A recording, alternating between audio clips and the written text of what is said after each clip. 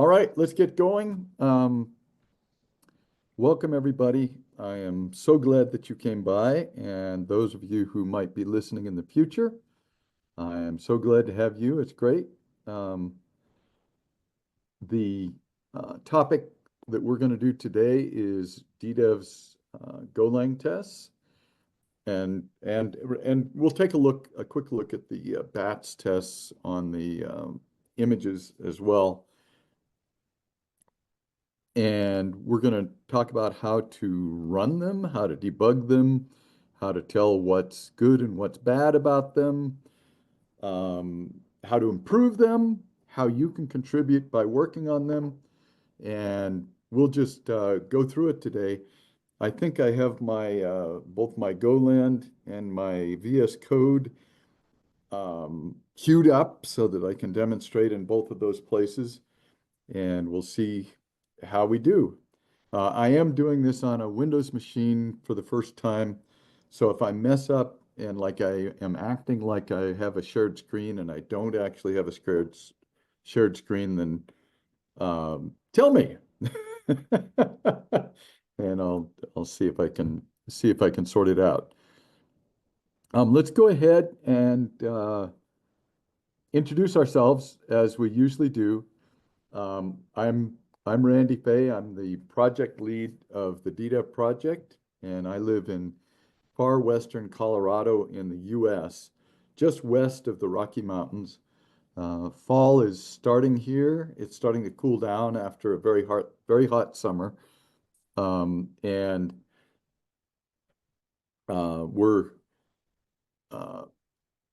it's looking pretty nice. I get to go to DrupalCon on Friday in Barcelona. So I have a big flight coming up on Friday. So what else should I say? I guess that's what I should say. Okay.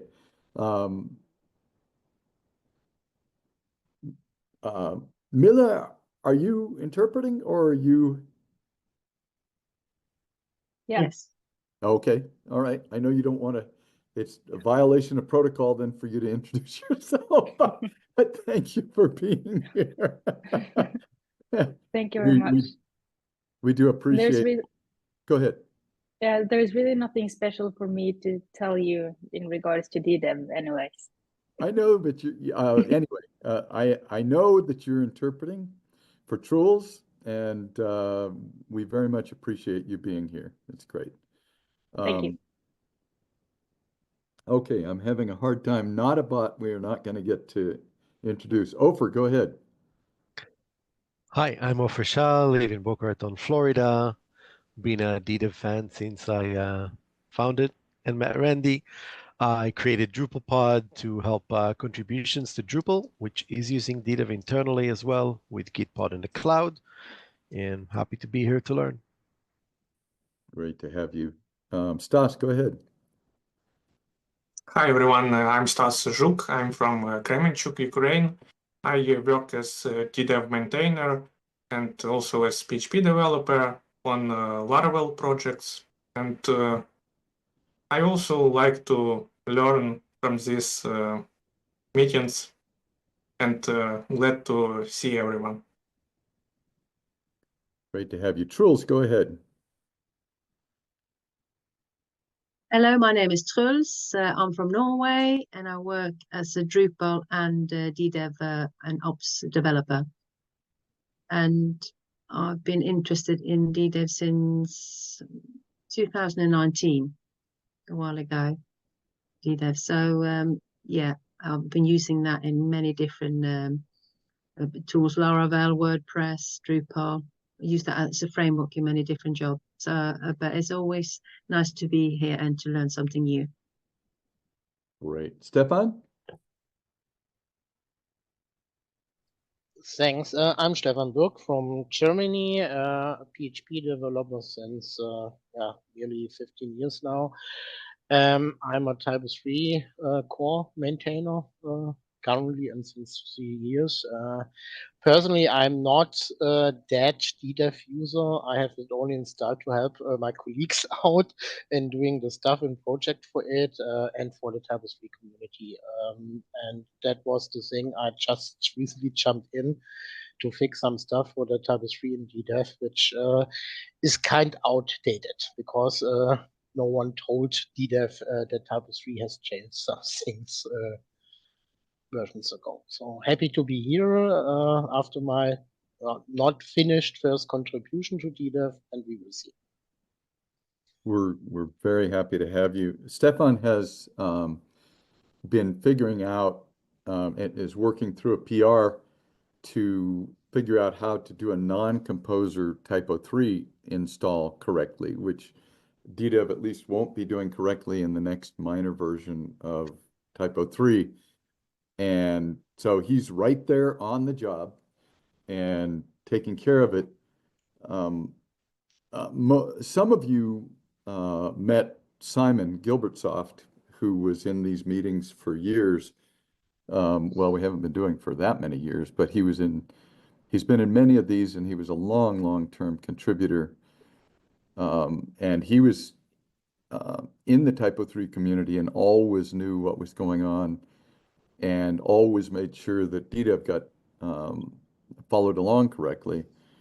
And Simon unfortunately disappeared. It's one of the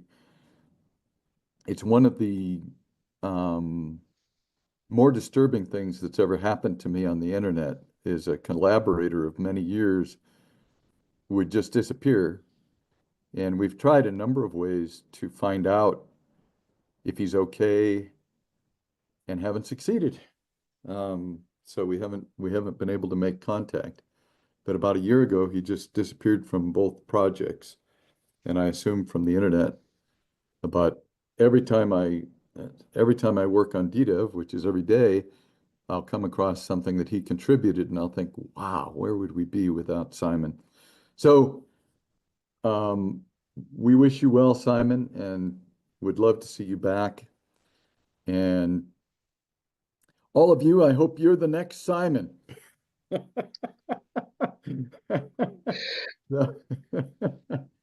Did I miss anybody? Did I get everybody? I cannot guarantee it because being maintainer in the Tapestry core itself is a huge task, and doing this also for the daily job and in the free time, yeah, quite hundreds of hours a week. So doing this thing now is just a side task for me. So I am without so well blaming. aware. I am so well aware of that. I did a lot of Drupal work back in the day, and I maintained a number of modules, and I was always trying to fix things in core. And it only took me a couple of years before I reached the end of my rope, and I had to just escape from the majority of it. I was loving it, but it just ate me alive. I was trying to solve every problem I found, and you just can't do it. It just can't be done. So all of us have to keep our balance and recognize that our life and our health is more important than any project that we might ever work on. So anyway, this is loads of fun, and we love to train people and work our way through. Ofer, what do you say? Any chance you can turn on closed captioning? Usually it's automatic for me, and here I just can't find where I can do it. A great idea. Do you know where it is? Usually it's right there. So I'm not sure what makes it not. Captions.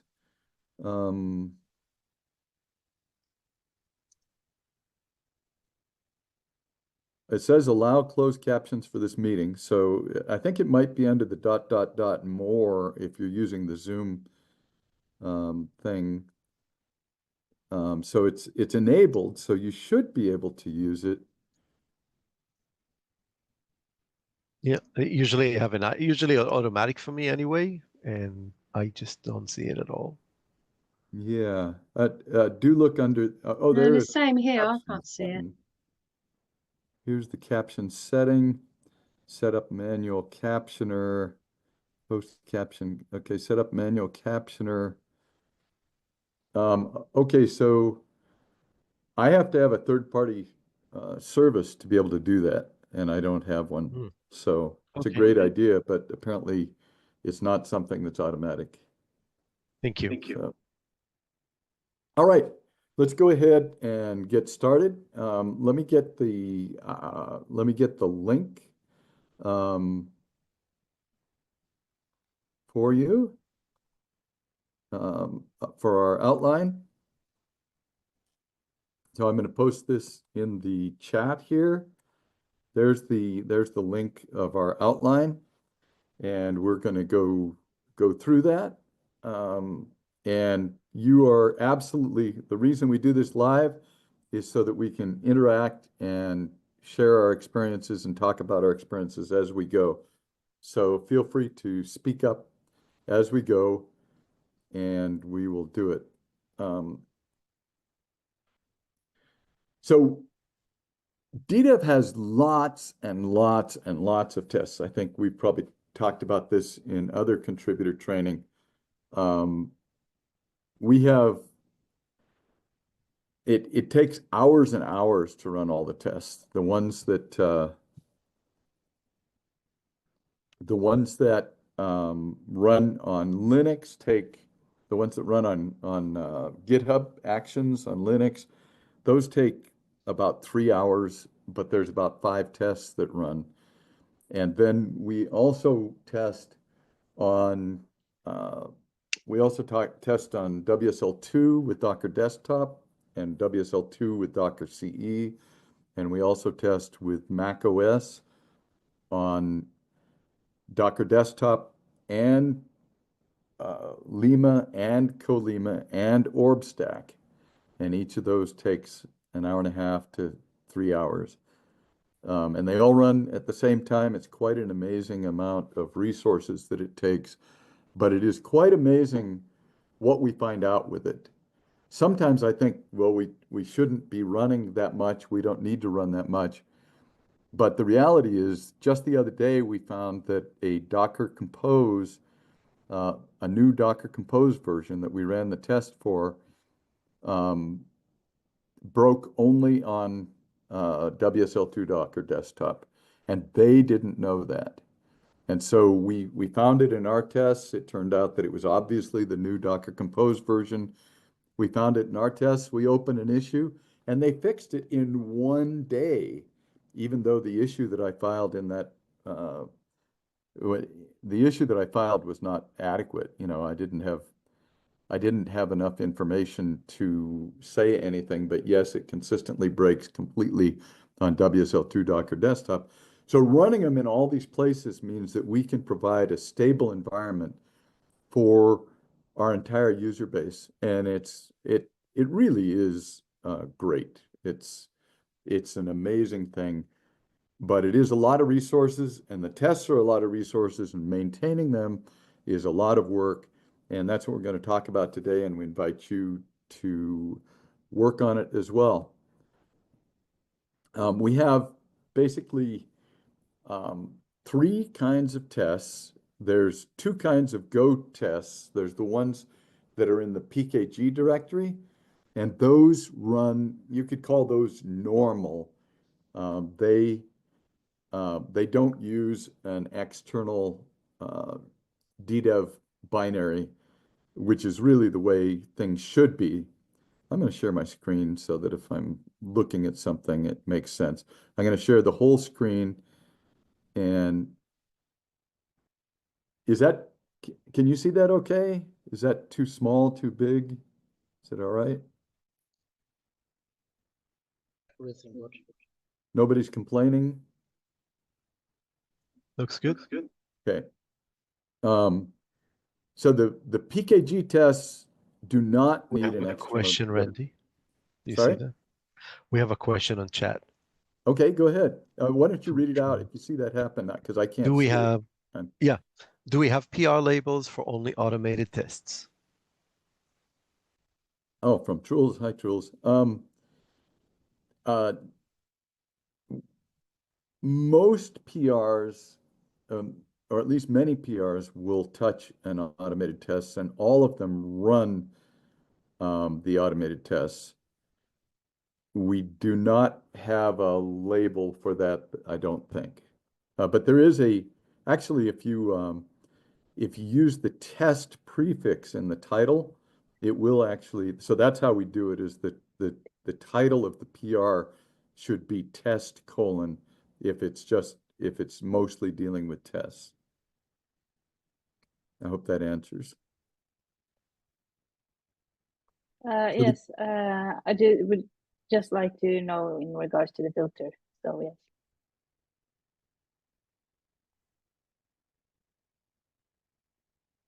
Yeah, so the PKG tests are like pure Go tests.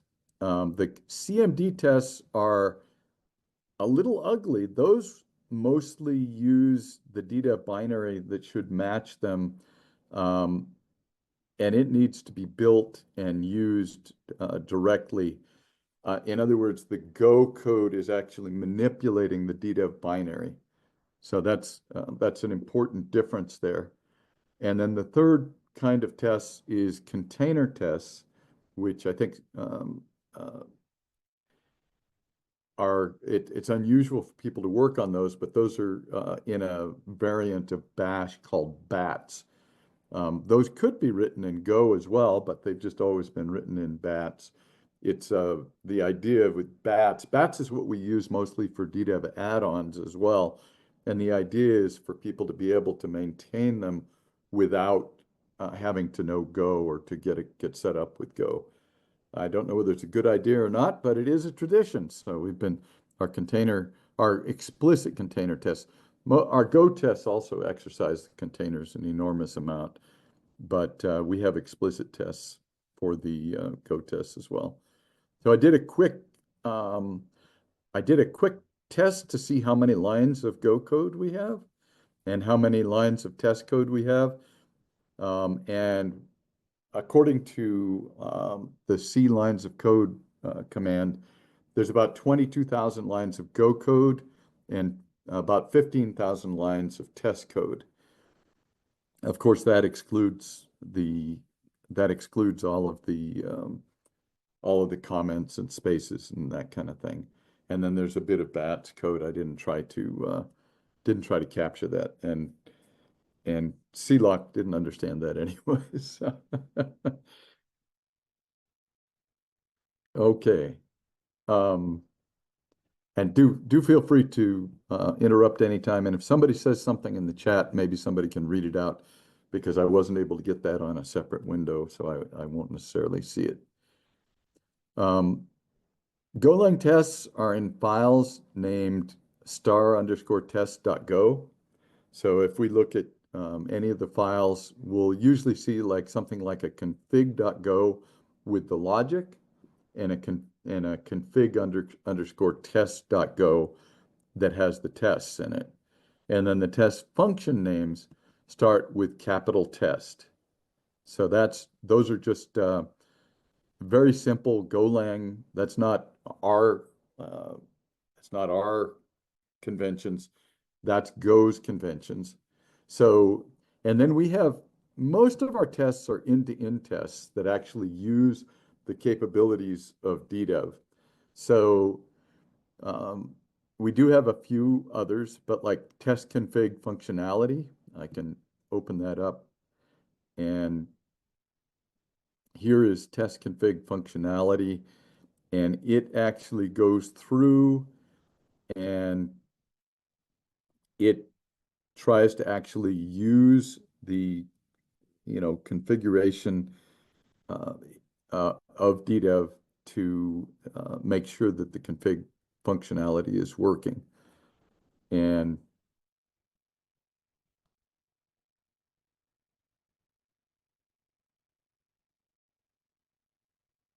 now I get to where I can't see what I need to see because I got too much going. So, Golang unit tests, we do have a few of those where we're just testing a particular function, like test create tempter, and then the image tests, which do require bats to be installed. And we've talked about that in the add-on testing.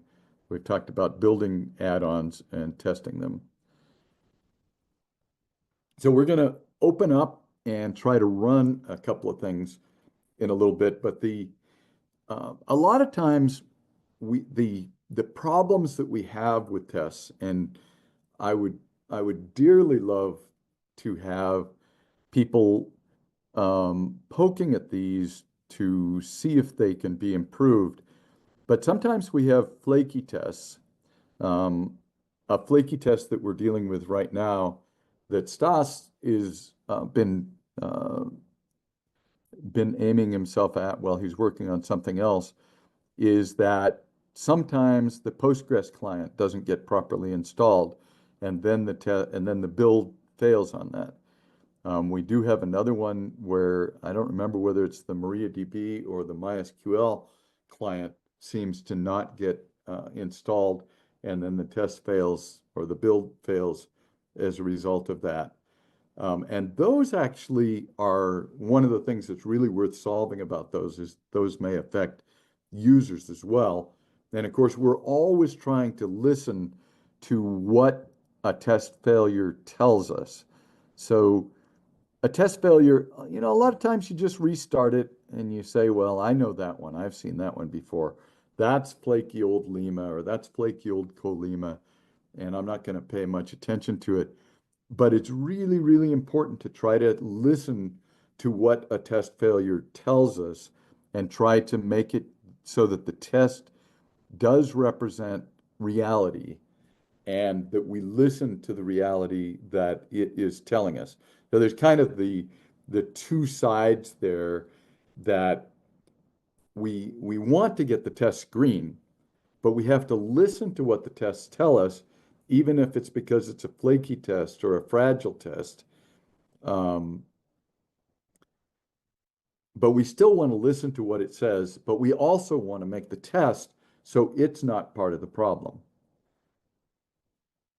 So when we have a flaky test or a fragile test, it's important to try to recreate the situation locally, which often means trying to work with it on Linux. Sometimes I have to spin up Gitpod to try to figure that out. Sometimes you have to add more output to figure out what's going on. So we had a major PR recently where DDEV can now use additional ports. It can automatically allocate ports so that if people have a port conflict, they aren't stuck right away. And that had some really interesting complications. There were some bugs that I had introduced, but figuring out what was going on that only happened in the tests required adding a bunch of debug statements to figure it out. So those, and then sometimes you have to use, sometimes you actually have to SSH into GitHub's runner to be able to figure out what's going on. We're going to have, I think it's our next one is going to be about using Teammate in GitHub Action and GitHub workflows.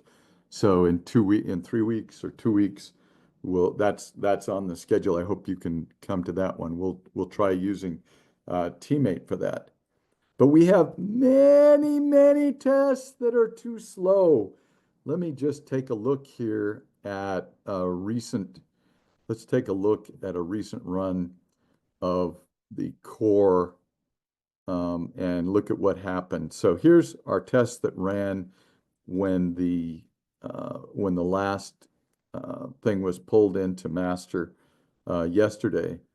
And you can see that the mutagen test took more than 2 hours to run on Linux, which Linux is typically quite fast. And the race detection tests took more than 2 hours. The Nginx tests, they all took basically the same amount of time. But if we take a look at the Nginx tests, which is kind of the flagship tests. Oh dear, I can't find my way to it. Let's see if I can hide the. This is the problem. I don't know how to hide the zoom. Okay, here we are. And if we go to the DDEV tests, you can see on each one how long it takes to run. So we have get report taking 3 seconds. Well, we can afford 3 seconds. But if we look down farther here at some of these, let's look at the pass. I guess I want to do this. We look at the pass on these. We start to see after it gets through the unit tests,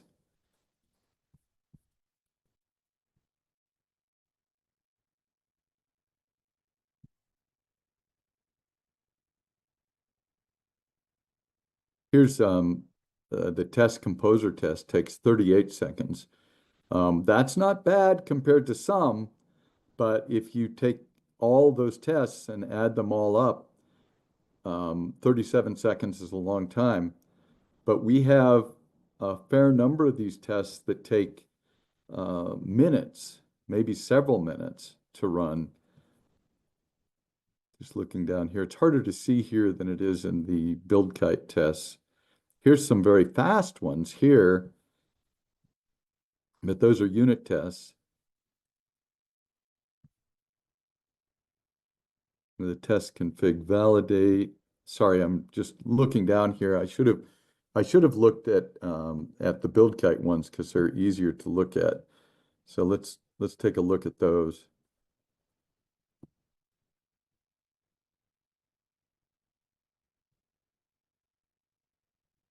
So these are easier to show. They are folded up so you can see them. But you can see that there's several 35, 38 seconds. But look at test config default container timeout takes 2 full minutes to run on a very, very modest test. So why does it take that long? And does it have to take that long? It would be a great one to look at. But if we look farther, we'll see some that take even more than 2 minutes. Here's one that takes 1.5 minutes, but migrating a database, it's not surprising that we would be taking a long Randy? time Randy, testing and migrating. Go ahead. I have a question. There's times on the left next to the actual name of the test, and there's time on the right. Are they always? Oh, they seem you know like- what? These are off by 1. If I remember right, this 36 seconds is actually for test CMD exec or something. I think, is that what you're saying? There's a difference between what appears here, and on the right side is another time. You see So all the way in the right? side, All the way on the right. I think it might, oh, I see. I can't see that. Hang on a second. This is the problem again with the, yeah. So I think, I can't remember which one of those is correct, but if you look at the 1 minute 41 seconds here that it shows for this one, that's actually the time that's shown for test CMD mutagen.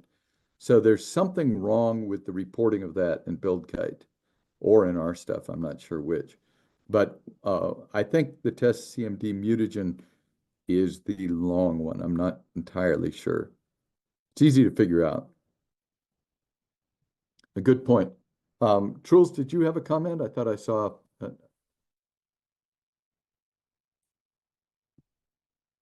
Get that back. Okay. Yeah, feel free to speak up.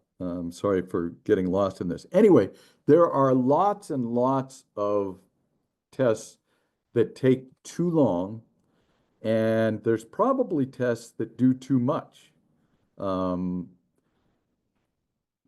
And could we do better?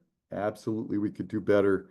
Are we doing great? Yes, we're doing great at coverage. We have much to learn. We have much to learn. So looking at slow tests and figuring out how they can be better is a great one. So let's take a look at test debug XHProf. This one, actually, I think we must skip that one these days. Yeah, we skip it on this platform, but let's see what it is here.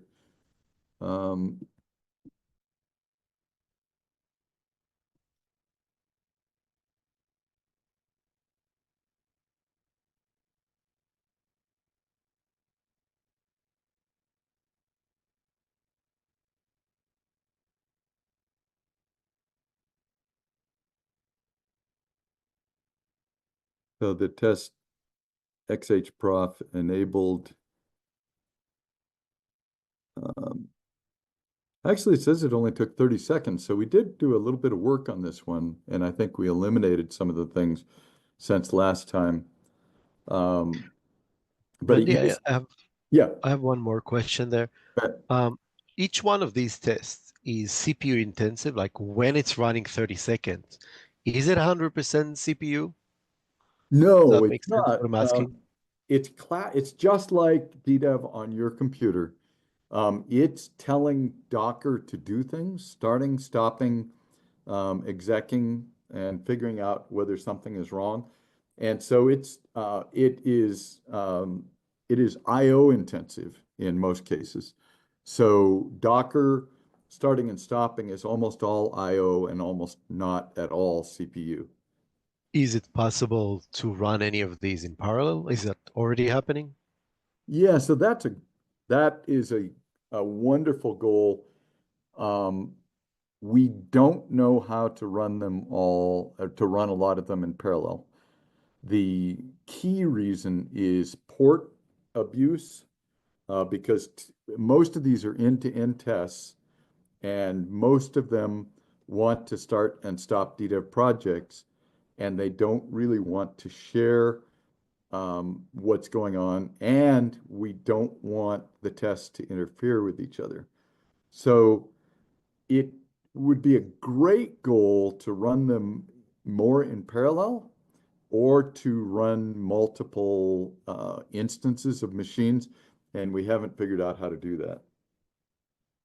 And of course, just figuring out how to make tests not interfere with each other in the first place, when the router, DDEV router, assumes that it will own ports and that kind of thing, is relatively difficult. And tests are currently all running on their GitHub server? Is GitHub sponsoring these tests, or some of these tests running on other machines? So if we take a look at the tests that we're running, here are the tests that we run. Get this out of the way here. Here are the tests that we run on a push to master. And you see all the GitHub ones here. Some of those are minor. And then we have 1, 2, 3, 4, 5, or 6 that are very much not minor. And then we have all the build kite ones, which are the places where GitHub really either doesn't support or isn't good enough to do what we need to do. So we have Mac OS on ARM64, Mac OS on AMD 64, Windows with Mutagen, Colima, Lima, OrbStack, Rancher Desktop, Docker Desktop, and Docker WSL2. Those all run on our own test runners. Okay. I've got a question, please.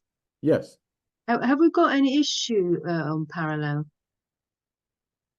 the test, so we can see and discuss it maybe, and to find different ways of doing it and make a. Have we made an issue from that, or have we had one from before regarding this? You're welcome to open one. I have never been ambitious enough to actually chase that.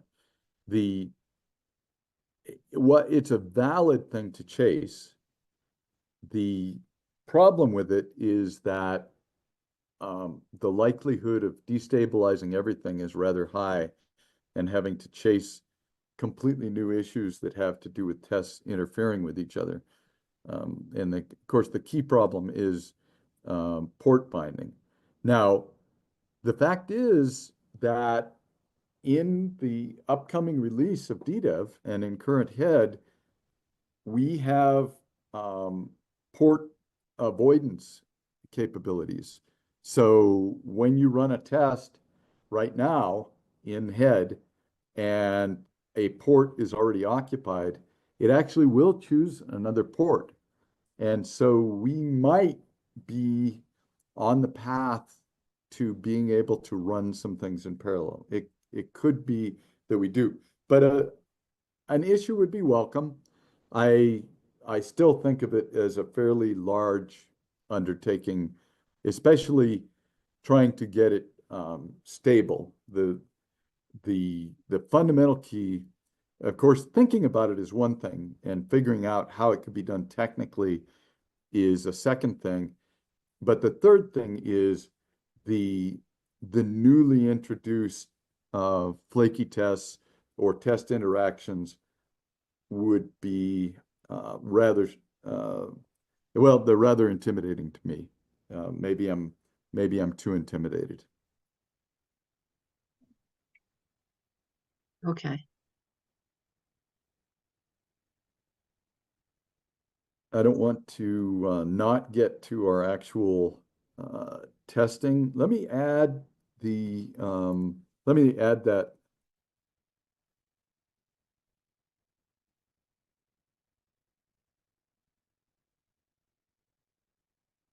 I'm adding that to the list here, so I'll put that into the blog post, and it would be welcome. Okay, so for running individual tests, some of the tests try to test every database that we support or every project type that we support. And usually you can't afford to do that when you're running these locally. So I usually use go test short equals true, which just runs WordPress. And so if I do that, for example, right here, I'm going to set go test short equals true. I don't know whether the export is useful there or not. And then I can run the test like this with the make test package. This is the way that you do it on the command line. This is the way that the automated tests run these. This is not, usually I run it from within the, I usually run it from within the IDE. So we'll do that in just a moment. Test DDEV all databases is it may be too big for us to run, but you see when you do it this way, it actually builds the DDEV binary to go with the code. So when you're running it here, you don't have some of the problems that you might have when you're running in an IDE, which we'll do in just a moment. You see it's going and looking through.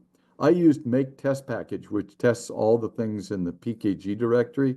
And so it went through looking at the other packages, looking for that one. But now it is testing just these. You see, because the go test short is set, it's doing only Postgres, a couple of MariaDBs, and a couple of MySQLs. So that's still going to be a relatively long test. So maybe we should come back to that and let that run.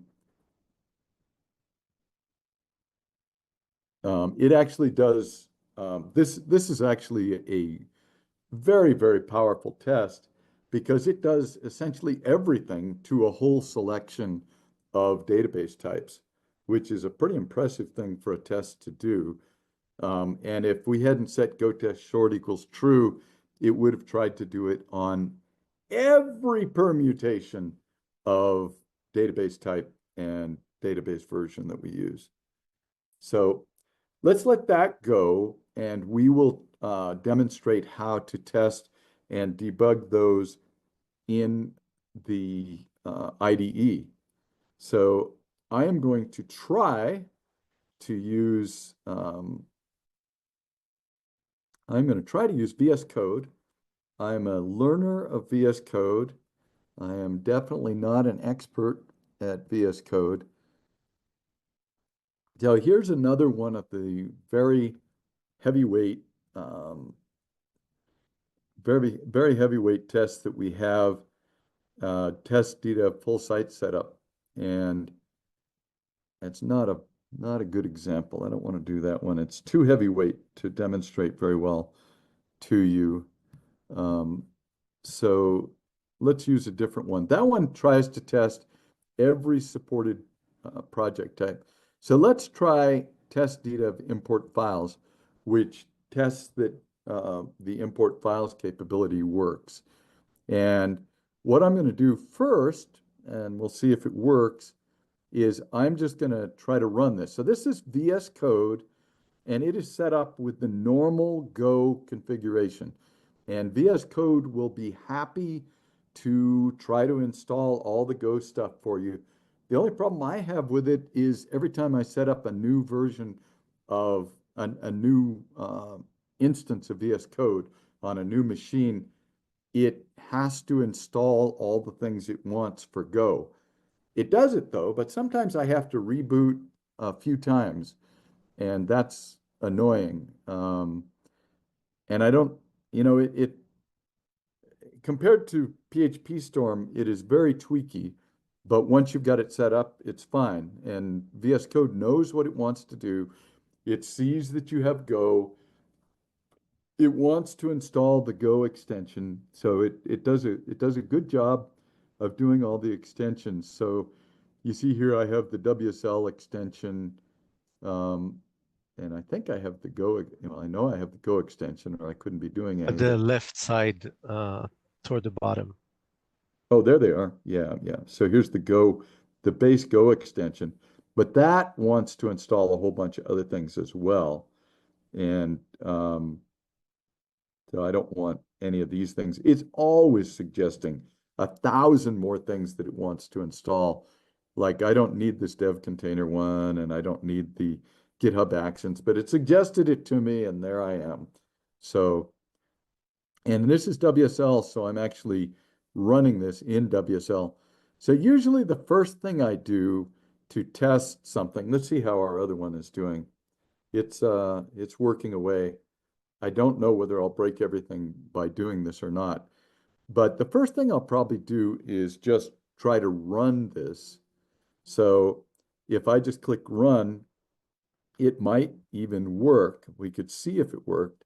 And there you see on the bottom, it's running through all the tests to see what's going to happen with test DDEV import files. And then if I have a problem with that, if I can demonstrate the new flaky thing that's happened by the new flaky code that I introduced, or the amount of time that I wanted to take. So I got a good pass on that one. But if I wanted to debug it, I would put a breakpoint here, which is really very easy to do. And then I would right click or double click to say debug test on this. And then I can step through and it'll start it up for me. And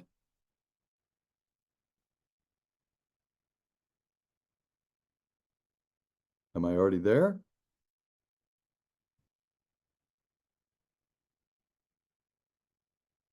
Oh, I apparently had I don't know what happened here. I'm going to go F11, I guess. It's doing things that I don't want it to do.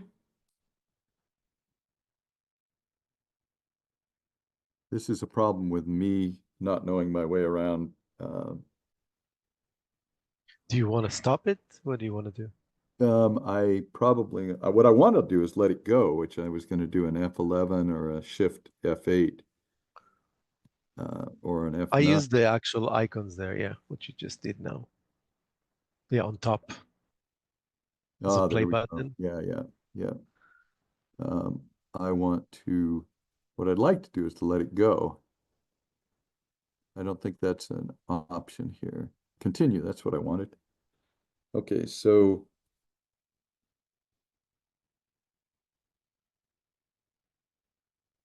I'm sorry, I'm lost. I'm doing it in front of you and I'm lost. But this does work really quite well. It works just fine. Let me see if let me just I try think it. it went into the second test there. I did go into I went into the test, get rid of, now I've lost my code and everything. So I'm sorry, I'm lost on this one, but that is the technique and it works great. And we demonstrated running and debugging is easy. It works fine. And I don't know, I even lost my When code. you hit the stop, it just stopped all the debug, and then you choose from that drop down what do you want to test, and we press play. It will start debugging. I was doing whatever so you want. well on this yesterday. This is not my home territory. Let me open up GoLand and demonstrate the same thing on GoLand.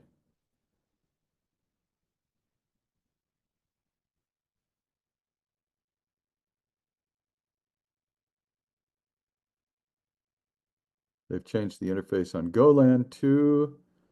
So here's DDEV, and I want to run the same exact test. So I'm going to say navigate to that symbol test, import files.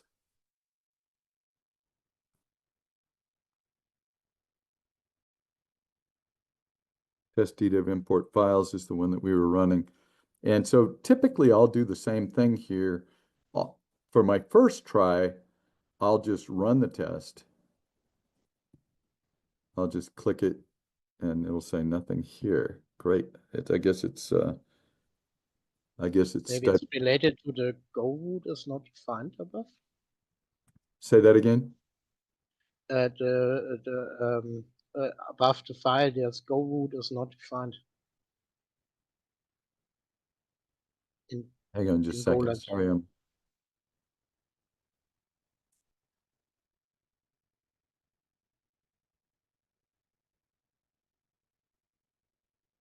part of the problem here is that I can't see my whole screen because of the Go root is not defined because I haven't run this. That's the problem here. So let me just change the Go root and go to settings and Go. Now, I've been trying so hard to use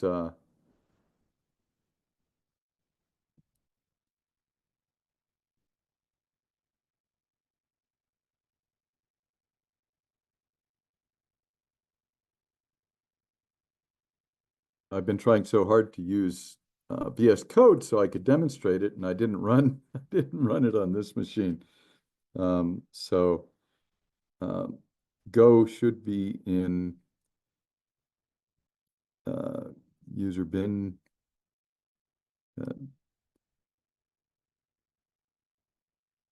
Maybe I can't demonstrate it because I messed this up. Snap bin Go. Okay, it's installed with Snap.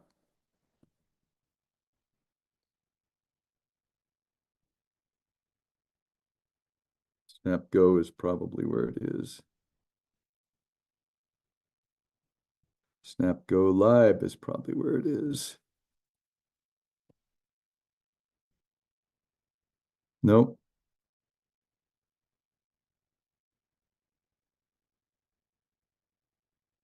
Well, unfortunately, I haven't tried running GoLand with this on this machine, so I apologize.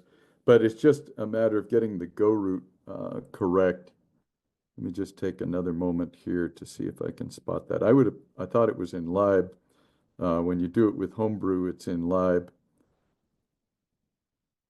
We can check Go root with go and go root from the terminal. Sorry, can you say that again?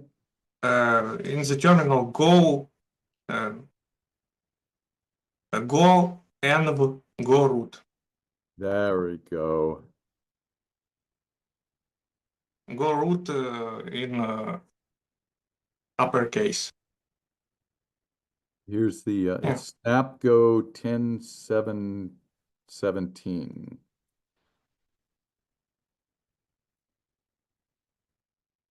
So that should be it. Good job. Very, very nice job. Okay, so theoretically, we should do better with this now. Thank you very much. That's about the only thing you have to set up in Golang to make it work right, and usually it detects that correctly in the first place. So the first thing I usually do is just run Go, run the tests to see whether they're working or to whether I can demonstrate the problem that I have. And then typically then I will set a breakpoint. See, we did a pass there. Everything was good. So then typically the next step is to try to figure out what happens by debugging through it. So I'm gonna, this is just exactly what I was trying to do in VS Code and I got lost. And here we have another problem by the fact that I was, this actually might be JetBrains' problem in this case. I have it's using DLV, which is the Go debugger, and it's using it from JetBrains. And they have apparently installed the wrong version of DLV, not the AMD, not the ARM64 version. They've apparently got the wrong one. And so I haven't, this is just an artifact of me using the wrong, or this is me using a Windows ARM64 machine, which I wasn't fully ready for and the world isn't fully ready for. But I could, I don't want to chase this problem in front of you. I'd rather talk about your questions as we take a look here. This stuff is really, really easy when you're not on an ARM64 machine that you're not familiar with and you haven't tested carefully with. I was trying to make sure that I could do well with VS Code and didn't get back to the Golang. Golang usually, I mean, if you're on a Mac or on a traditional thing, Golang works right away. VS Code, sometimes you have to understand a couple of things before you get it going. Sometimes you have to install a couple of things before you get it going, especially on WSL2. But I apologize for the friction there. We did get a chance to look at those and try those out. Let me stop my sharing and then I'll be able to see you. And go ahead and talk about anything that that struck your mind as we talked that through. We're about at the end of our time, but I'm happy to stick around. And Stefan and I are going to hang out and talk a little bit about the Typo 3 testing as well. And Stas, you might be interested in that as well after we get done. Everybody's welcome to stay and talk about that.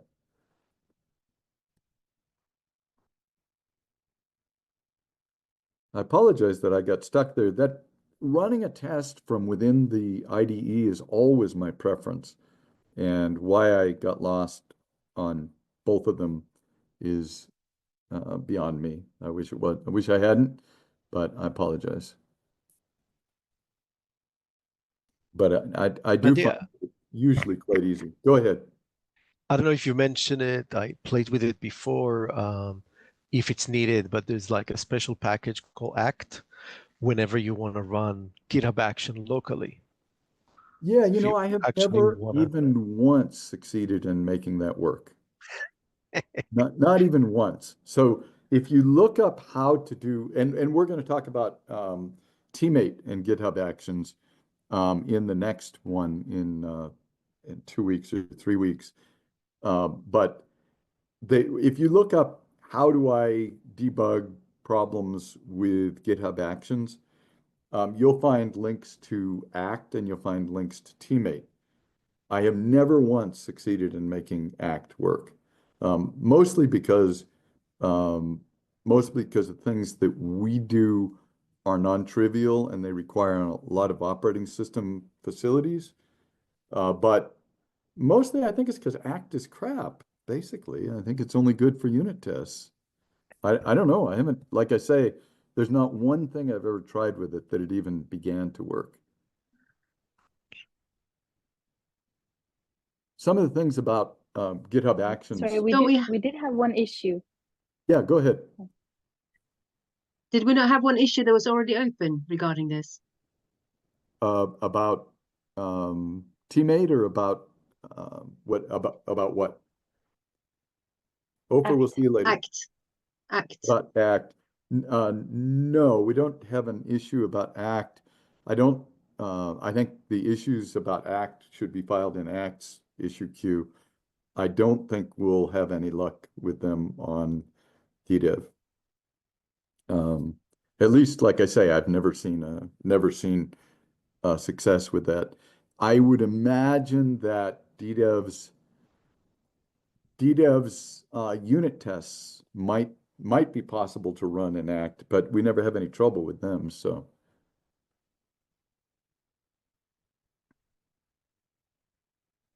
any other questions, comments, thoughts, things you want to talk about before we wander off and talk about Typo 3?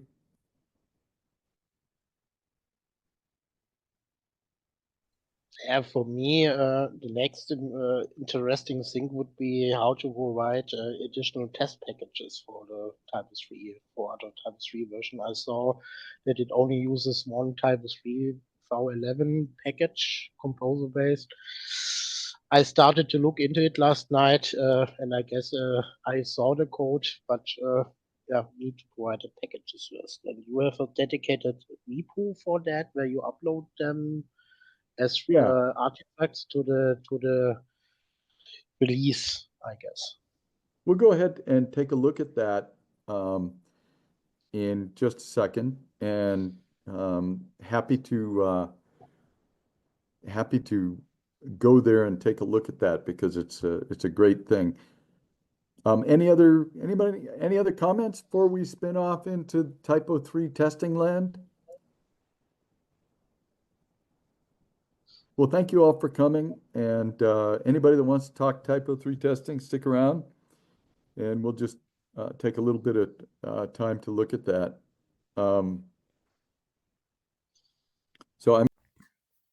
Since I failed to show debugging properly when we were doing this live, I thought I'd show it right now. This is still a Windows ARM64 machine, and I'll show Goland. Let's do Goland.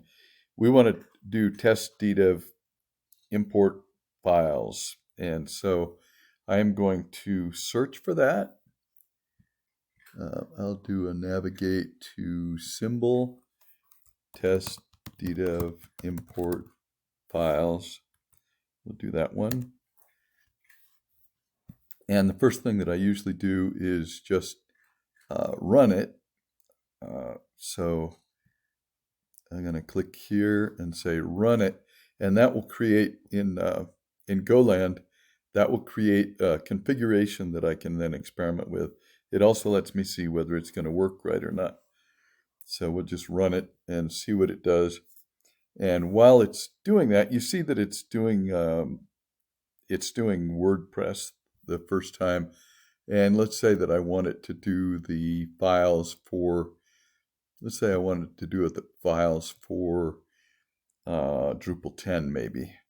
Now I'm going to say that the environment should be go test short equals 12, which is the number in the test array. You don't usually have to care about this. Usually go test short equals true will be adequate. while we were doing that, you saw that it completed, it did a pass on that. And so now, if I were trying to find a problem, I would do the debug on that. And I've already got it set up here. Let's see if there's anything else that I would normally set up in that configuration. Sometimes I would say DDEV debug equals true. So I get more output from it. And so now I'll just click the debug button and it will bring that up, and I will be able to step through and look at the state of everything as it comes through. And you see that it's downloading the Drupal 10 images at this point, and we'll just see what we can do with that.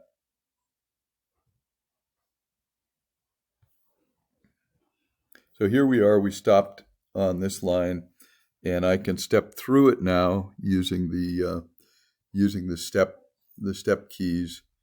I'll step, I've got it set up to use F8 to step over, and I can look at the values at every point here, and I can just let it go if I want to. I have set that set up for F9, so it'll finish the test. So that's how you debug a test, and you can step through and see exactly what it's doing all the way through. Now, since I also failed with VS Code, we're going to go ahead and see if I can make VS Code work on this Windows machine. VS Code is not my home territory, so I've struggled a little bit and had to set a couple of settings, but I think I have it going. So let's search for the same one that we're going to do, test DDEV import files. Search for test DDEV import files, and here it is. And essentially we're going to do the same thing as we did before. We'll run the tests and see how it goes. And we passed the test DDEV import files. That's actually test DDEV import files dir. That's not the one I wanted to run. This one is a more significant thing to run. So I'm going to run test DDEV import files this time. We'll run it. It takes a little bit longer.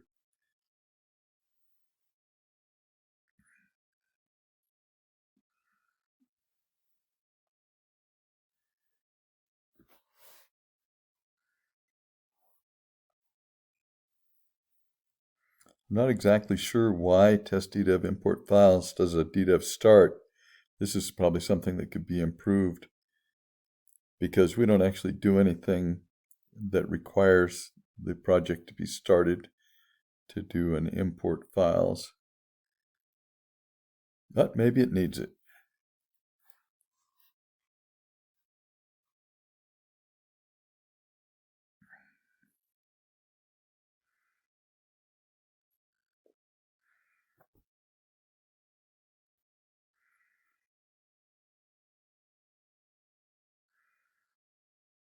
There we got a pass there.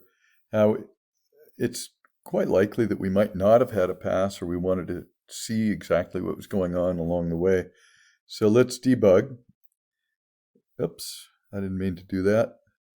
So I'm going to stop the test. I can stop the test a couple of places. I'm going to try stopping it here. Let's see what happens. See if it responds.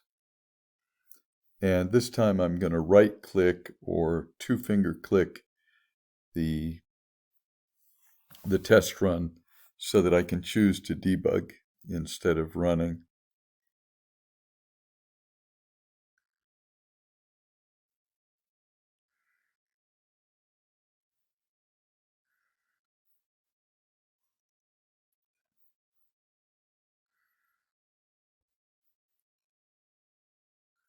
So I'm going to right click here and say debug test.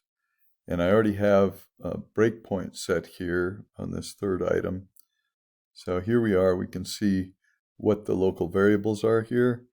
And I can step through this and see everything that it does along the way. And everything that we might want there is what we get. So I'm just going to let that go.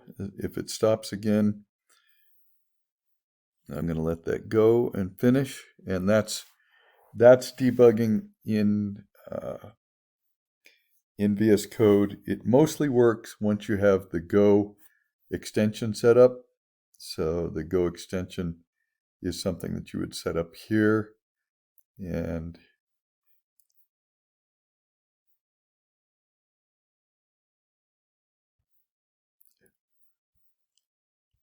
so this is the Go extension here, and it's got the instructions, and it mostly does all the things once you're set with it. So thank you. Sorry I messed it up when we actually did it live.